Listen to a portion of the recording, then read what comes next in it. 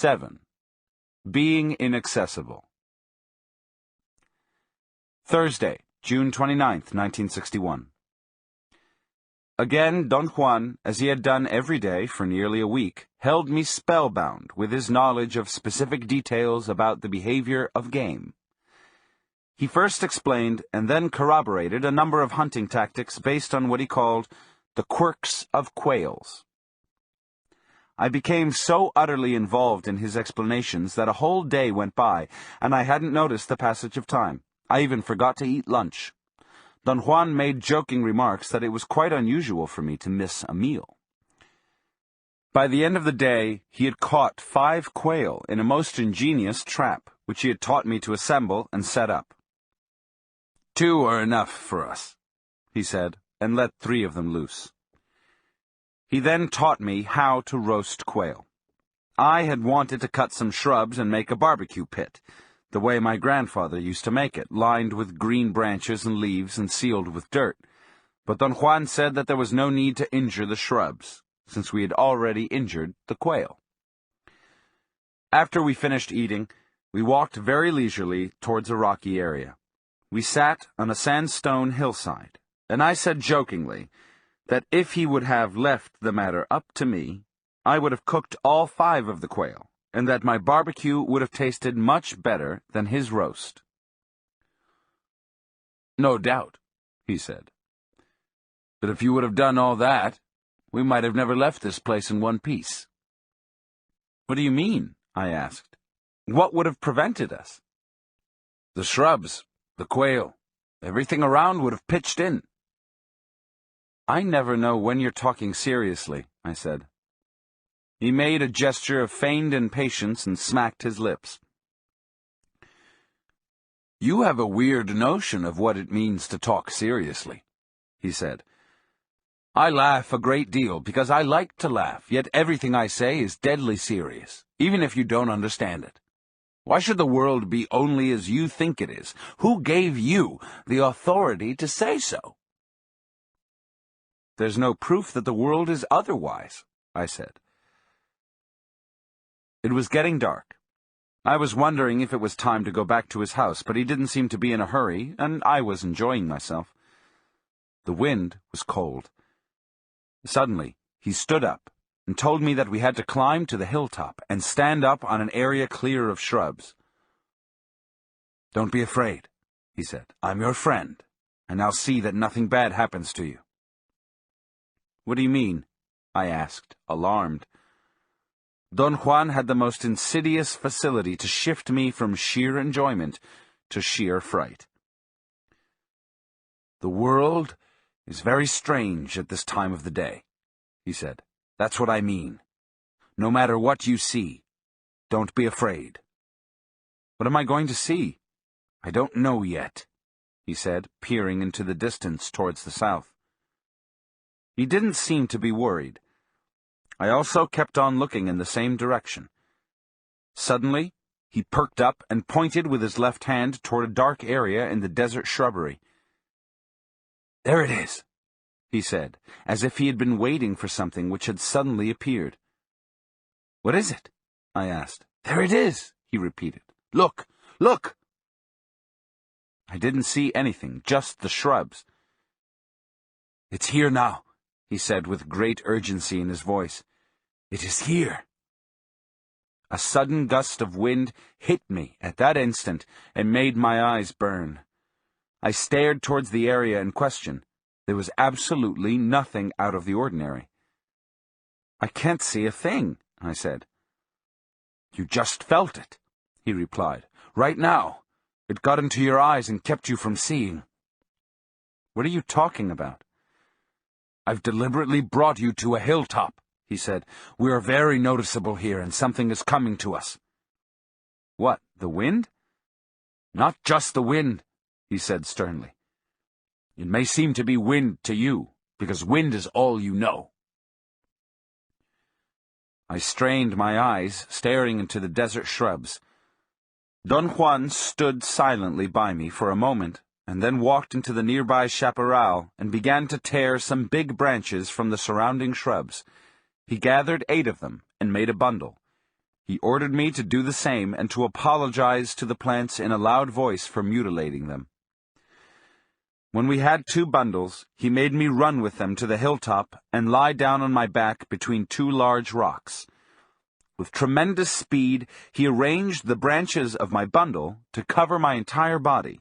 Then he covered himself in the same manner and whispered through the leaves that I should watch how the so-called wind would cease to blow once we had become unnoticeable. At one moment, to my utter amazement, the wind actually ceased to blow, as Don Juan had predicted. It happened so gradually that I would have missed the change had I not been deliberately waiting for it. For a while, the wind had hissed through the leaves over my face, and then gradually it became quiet all around us.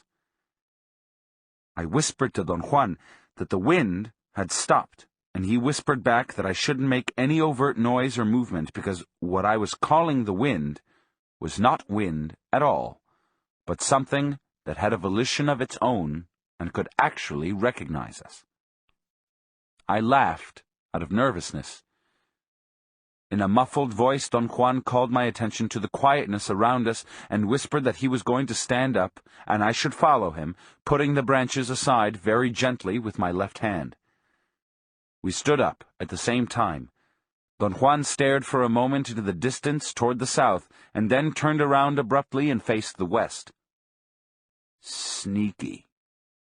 Really sneaky," he muttered, pointing to an area towards the southwest. "Look, look," he urged me. I stared with all the intensity I was capable of. I wanted to see whatever he was referring to, but I didn't notice anything at all. Or rather, I didn't notice anything I hadn't seen before. There were just shrubs, which seemed to be agitated by a soft wind. They rippled. "It's here," Don Juan said. At that moment, I felt a blast of air in my face. It seemed that the wind had actually begun to blow after we stood up. I couldn't believe it. There had to be a logical explanation for it. Don Juan chuckled softly and told me not to tax my brain trying to reason it out. "Let's go gather the shrubs once more," he said. "I hate to do this to these little plants, but we must stop you." He picked up the branches we had used to cover ourselves and piled small rocks and dirt over them. Then, repeating the same movements we had made before, each of us gathered 8 new branches. In the meantime, the wind kept on blowing ceaselessly. I could feel it ruffling the hair around my ears. Don Juan whispered that once he had covered me, I shouldn't make the slightest movement or sound. He very quickly put the branches over my body, and then he lay down and covered himself. We stayed in that position for about 20 minutes, and during that time, a most extraordinary phenomenon occurred. The wind again changed from a hard, continuous gust to a mild vibration. I held my breath, waiting for Don Juan's signal. At a given moment, he gently shoved off the branches. I did the same, and we stood up. The hilltop was very quiet. There was only a slight, soft vibration of leaves in the surrounding chaparral.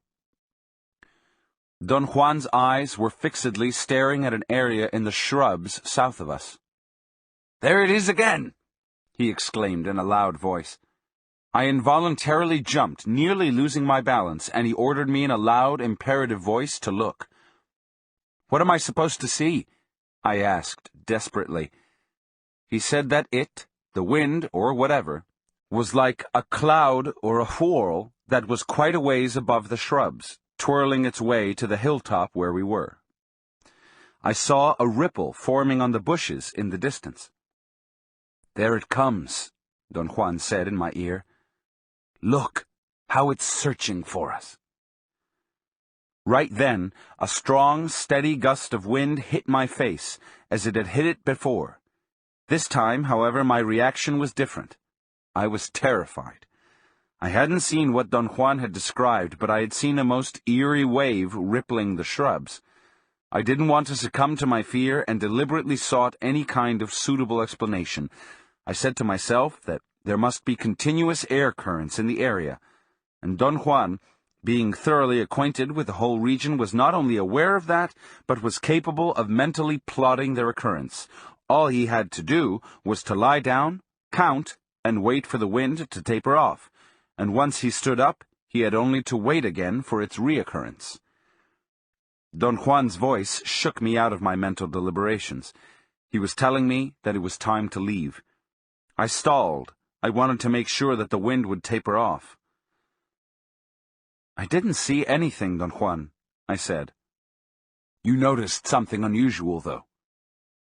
"Perhaps you should tell me again what I was supposed to see?" "I've already told you," he said. "Something that hides in the wind and looks like a whirl, a cloud, a mist, a face that twirls around."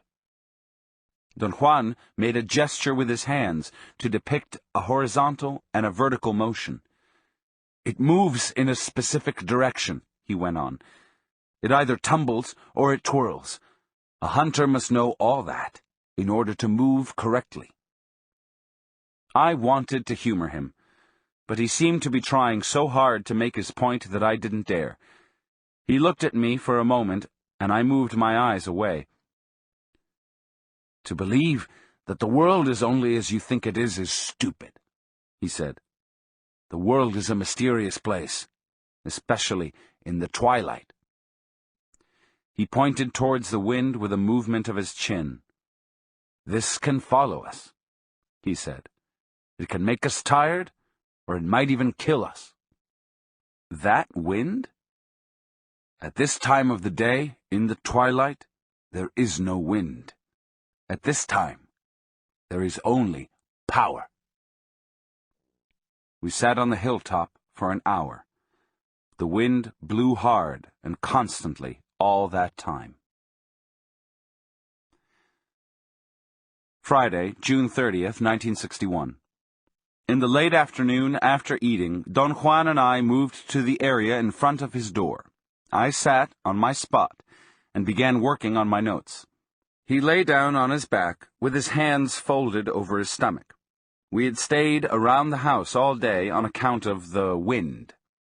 Don Juan explained that we had disturbed the wind deliberately and that it was better not to fool around with it. I had even had to sleep covered with branches. A sudden gust of wind made Don Juan get up in one incredibly agile jump. "Damn it," he said, "the wind is looking for you." "I can't buy that, Don Juan," I said, laughing. "I really can't." I wasn't being stubborn. I just found it impossible to endorse the idea that the wind had its own volition and was looking for me, or that it had actually spotted us and rushed to us on top of the hill. I said that the idea of a willful wind was a view of the world that was rather simplistic. "What is the wind, then?" he asked in a challenging tone. I patiently explained to him that masses of hot and cold air produced different pressures, and that the pressure made the masses of air move vertically and horizontally. It took me a long while to explain all the details of basic meteorology. "You mean that all there is to the wind is hot and cold air?" he asked in a tone of bafflement. "I'm afraid so," I said, and silently enjoyed my triumph. Don Juan seemed to be dumbfounded, but then he looked at me and began to laugh uproariously.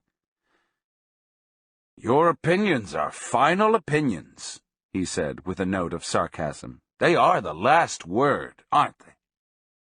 For a hunter, however, your opinions are pure crap. It makes no difference whether the pressure is 1 or 2 or 10. If you would live out here in the wilderness, you would know that during the twilight, the wind becomes power.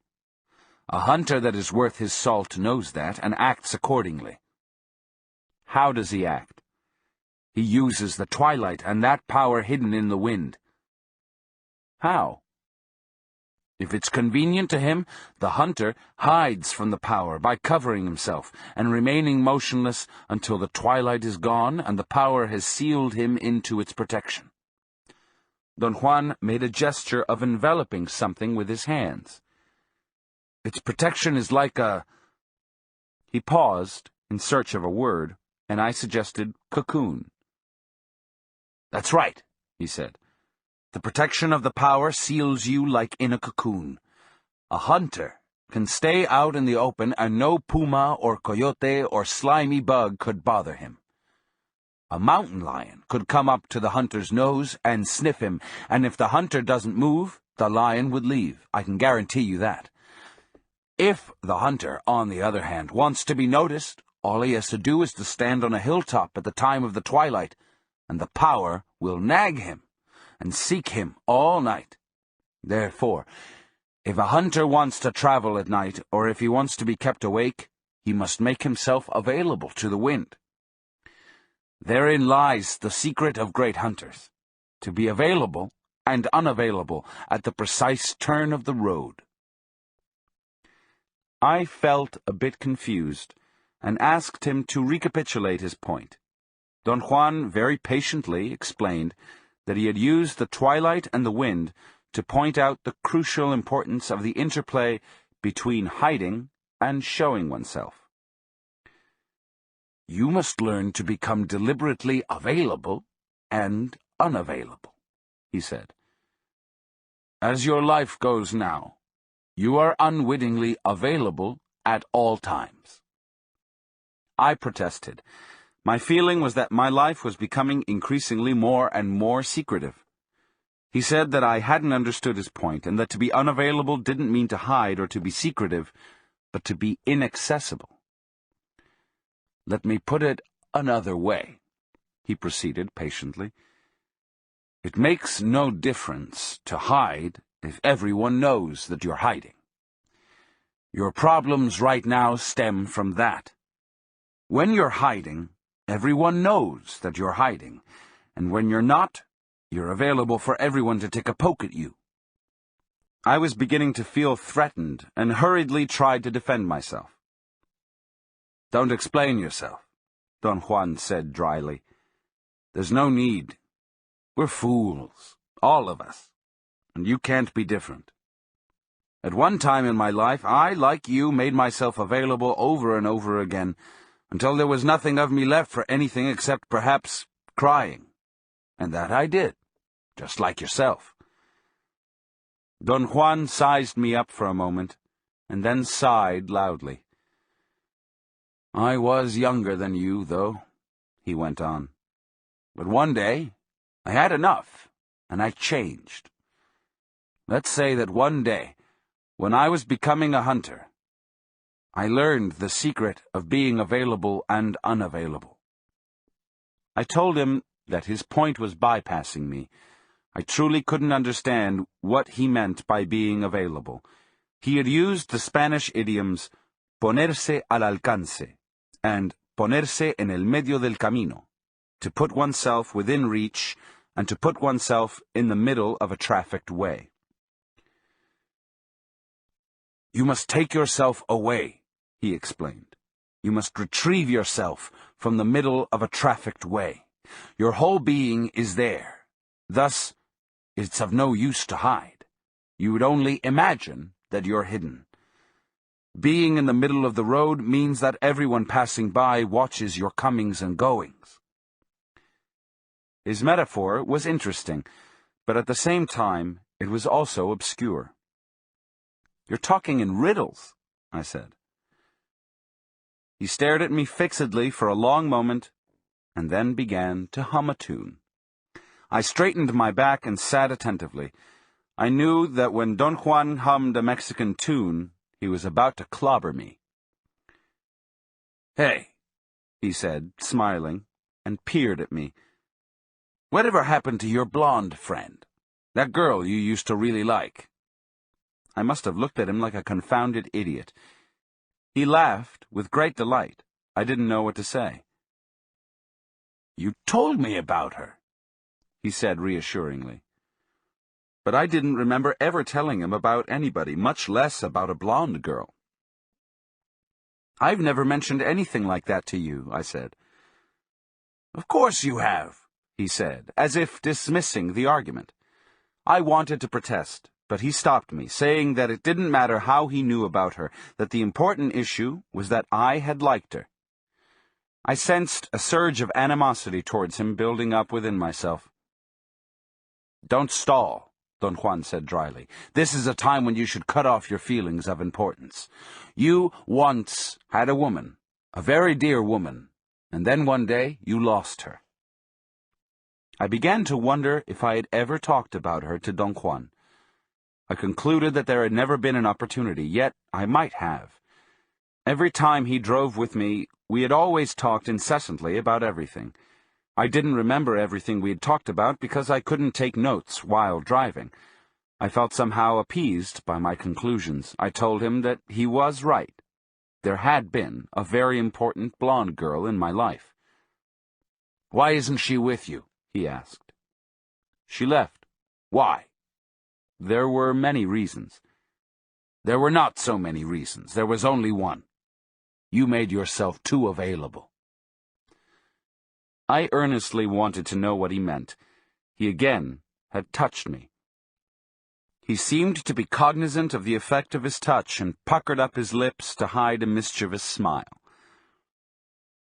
"Everyone knew about you two," he said with unshaken conviction. Was it wrong? It was deadly wrong. She was a fine person. I expressed the sincere feeling that his fishing in the dark was odious to me, especially the fact that he always made his statements with the assurance of someone who had been at the scene and had seen it all. "But that's true," he said with a disarming candor. "I have seen it all. She was a fine person." I knew that it was meaningless to argue, but I was angry with him for touching that sore spot in my life, and I said that the girl in question was not such a fine person after all, that in my opinion she was rather weak. "So are you," he said calmly. "But that's not important. What counts is that you've looked for her everywhere. That makes her a special person in your world, and for a special person, one should have only fine words." I felt embarrassed. A great sadness had begun to engulf me. "What are you doing to me, Don Juan?" I asked. "You always succeed in making me sad. Why?" "You're now indulging in sentimentality," he said accusingly. "What's the point of all this, Don Juan?" "Being inaccessible is the point," he declared. "I brought up the memory of this person only as a means to show you directly what I couldn't show you with the wind. You lost her because you were accessible. You were always within her reach, and your life was a routine one." "No," I said, "you're wrong. My life was never a routine." "It was, and it is a routine," he said dogmatically. "It is an unusual routine, and that gives you the impression that it's not a routine, but I assure you, it is." I wanted to sulk and get lost in moroseness, but somehow his eyes made me feel restless. They seemed to push me on and on.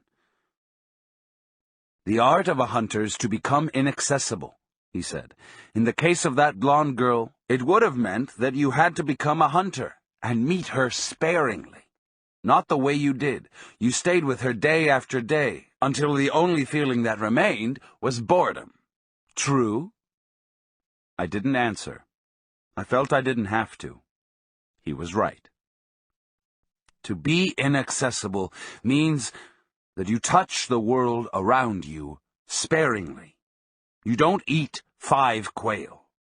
You eat 1.